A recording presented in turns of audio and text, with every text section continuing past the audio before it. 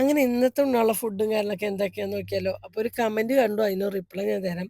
ഇതാകെ 4, 5 ദിവസം ഇവരിങ്ങനെ ചെയ്യുള്ളൂ. അത് കഴിഞ്ഞ് ചെയ്യല് റീച്ചിന് വേണ്ടിയിട്ടാണ്. ഒരിക്കലും അല്ല. നമ്മള് എല്ലാ ദിവസവും ഒരു സ്കൂള് പൂട്ടുന്ന വരെ ഇങ്ങനെ തന്നെയാണ്. പിന്നെ ഒരു കുറച്ച് ദിവസം സ്കൂളിലേക്ക് വിട്ട് കഴിഞ്ഞാൽ കുറച്ച് ദിവസം സ്കൂളിലേക്ക് വിടില്ല. നിങ്ങൾക്ക് നേരിട്ടിട്ട് കുണുക്കിന് സ്കൂളിൽ പോയിട്ട് അന്വേഷിക്കാം കേട്ടോ. അവർ വരുന്നുണ്ടോ ഇല്ലേന്ന്. പിന്നെ അടുത്ത കാര്യം എന്ന് വെച്ചാൽ നമ്മളെന്നും ഈ വീഡിയോനെ ഇടാത്തതിന്റെ കാരണം നമ്മൾ ഈ ഉണ്ടാക്കിയ ഫുഡിനെല്ലാം വീണ്ടും വീണ്ടും ചെയ്യുന്നത് അതുകൊണ്ടാണ് കേട്ടോ.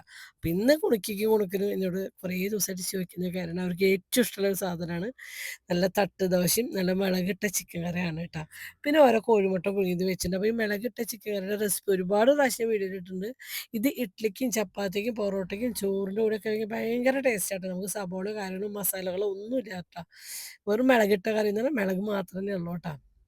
അപ്പോൾ ഇതിൻ്റെ റെസിപ്പി ആണെങ്കിൽ ഇന്ന് നമ്മൾ ഉച്ചയ്ക്ക് ശേഷം നമ്മൾ വീഡിയോ ഇടുന്നതാണ് കേട്ടോ. ഉപ്പും മുളക് ലൈറ്റ് ചാനൽ സ്നാക്സിന് വേണ്ടിയിട്ട് ബ്രെഡും പിന്നെന്താ ചീസൊക്കെ കൂടിയിട്ട് കോഴിമുട്ട കൂടി റോസ്റ്റ് ചെയ്തതാണ് കേട്ടോ. പിന്നെ ആപ്പിൾ വെച്ചിട്ടുണ്ട്.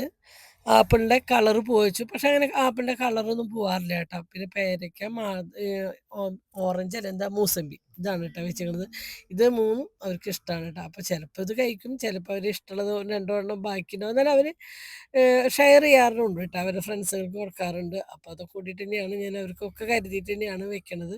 അപ്പോൾ ഇന്നും ഇവിടെ കൊടുക്കുമ്പോൾ നമ്മളെ ഹെൽപ്പ് ചെയ്യാൻ വന്നിട്ടുണ്ട്. അപ്പുറത്തിരുന്നിട്ട് ഫിൽറ്ററിൽ നിന്ന് വെള്ളം ഒഴിച്ച് പാത്രത്തിലാക്കി തന്നിട്ട്. അപ്പോൾ എപ്പോഴെങ്കിലും ഒരു ദിവസമൊക്കെ ഈ ഒരു ഹെൽപ്പുള്ളൂ. എന്നാലും അങ്ങനെ സംസാരിച്ചപ്പോൾ ഈ ശബ്ദത്തിന് ചെറിയൊരു പ്രശ്നം വന്നു കേട്ടോ.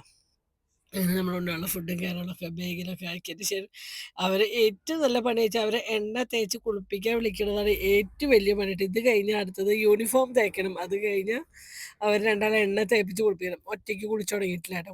കുളിക്കും. സ്കൂൾ വിട്ട് വന്നു കഴിഞ്ഞാൽ ചില ദിവസങ്ങൾ ഒറ്റയ്ക്ക് ഒരു മേലെഴുകും, അല്ലെങ്കിൽ അതും ഞാൻ തന്നെ ചെയ്ത് കൊടുക്കാറ് കേട്ടോ. അപ്പം ഇന്നത്തെ വീഡിയോ ഇത്രയുള്ള